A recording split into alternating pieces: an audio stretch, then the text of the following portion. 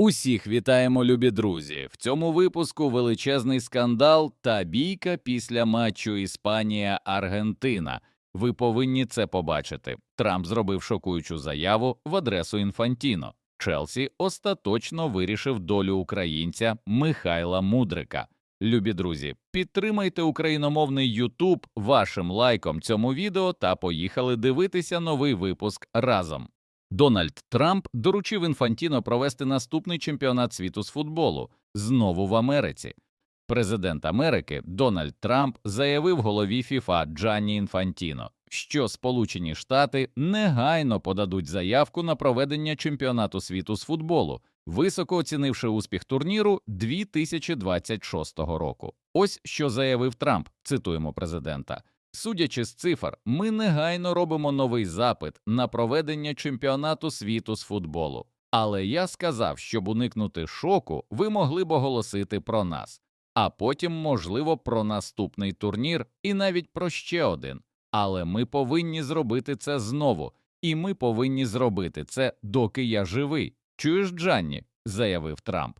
Відзначимо, що наступний чемпіонат світу пройде в Іспанії, Португалії та Марокко у 2030 році. Мундіаль 2034 року пройде в Саудівській Аравії, а це означає, що наступний невизначений турнір відбудеться у 2038 році, коли Трампу буде 92 роки. А тому у Трампа залишається лише два варіанти – або дожити до цього віку, або вмовити Інфантіно забрати чемпіонат світу у Іспанії та Португалії та знову провести його в Штатах.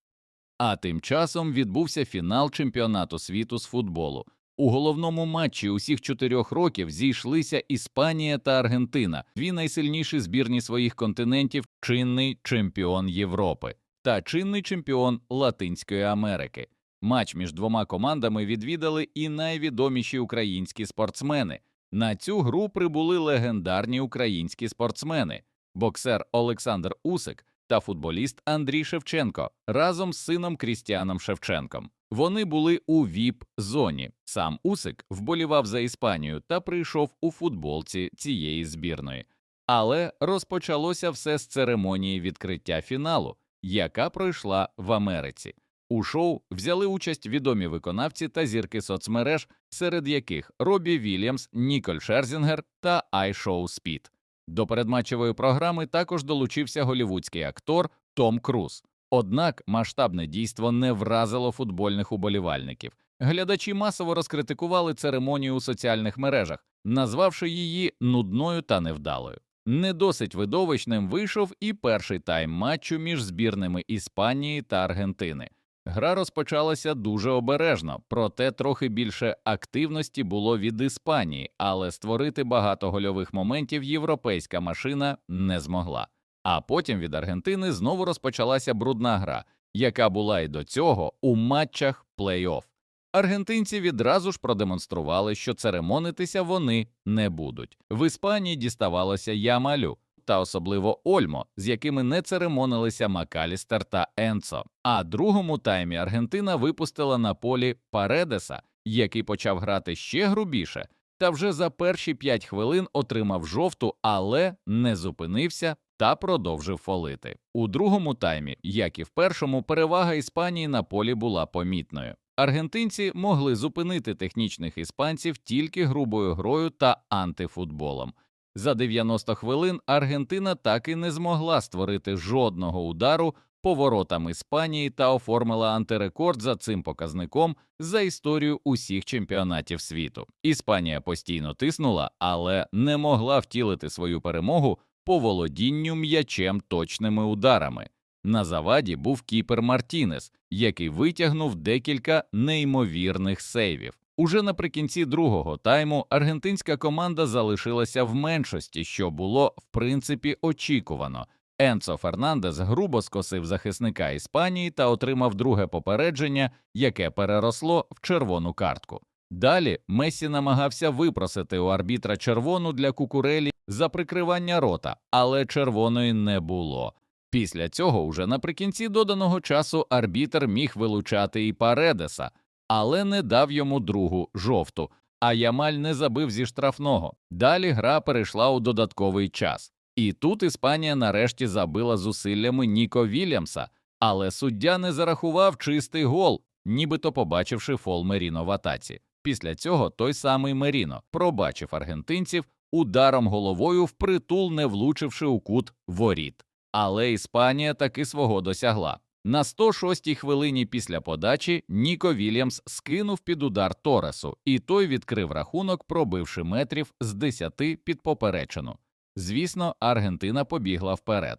Пропустила ще від Торреса, але той забив з офсайду. А тоді нарешті ми побачили, для чого Мессі економив сили. Спершу він зіграв, як і належить Вінгеру, обігравши Педрі. А потім, після розіграшу кутового, бив божевільним парашутом у ліву дев'ятку, але не потрапив у ворота. Міг врятувати Аргентину і Сіміоне, але не потрапив у ствір воріт. У підсумку перемога Іспанії 1-0. Таким чином, Мессі не обігнав Мбаппе у гонці бомбардирів, Аргентина не захистила чемпіонський титул, а Іспанія повторила своє досягнення 16-річної давності, вдруге ставши чемпіоном світу. Але не обійшлося і без скандалу та бійки після матчу Іспанія-Аргентина. Леандро Паредес з Аргентини після фінального свистка накинувся на Еріка Гарсію та Гаві з Іспанії. Спочатку Паредес двічі вдарив Еріка Гарсію, а потім ще й накинувся на Гаві. Цікаво, що суддя ніяк не покарав аргентинця за цю витівку, хоча це безумовна червона картка та дискваліфікація Паредеса, який свого часу грав за «Зеніт» мінімум на 10 матчів. Але Аргентині, як завжди, все пробачать, адже це улюблена збірна Інфантіно. Будемо відверті, перемогла найсильніша збірна світу. Футбол Аргентини у цьому матчі – це було дуже безнадійно та жахливо. Це антифутбол у стилі Греції на Євро 2004. Такі збірні не мають не те що перемагати, вони не мають грати у фіналах. Але Аргентині так щастило зі сіткою та рішеннями арбітрів на цьому чемпіонаті світу, що вони якимось дивом опинилися у фіналі. І якби не Мессі, то ця збірна, мабуть, відлетіла ще б від Кабо-Верде на початку плей-офф. Що стосується іспанців, то вони по праву виграли трофей. Адже пройшли усіх найсильніших, в тому числі Португалію та Францію. І навіть та сама Бельгія створила іспанцям більше проблем, ніж Аргентина у фіналі. Показово, що в цієї Іспанії фактично немає зірок рівня Роналду, Мессі, Мбаппе чи Холланда, але ця збірна сильна саме командою грою. Кожна ланка іспанців працювала на 200%. Ця збірна дуже нагадала збірну 2010 року, коли виграла чемпіонат світу. І зараз кинути виклик на домінацію у світовому футболі іспанцям можуть хіба що французи з Зіданом на чолі.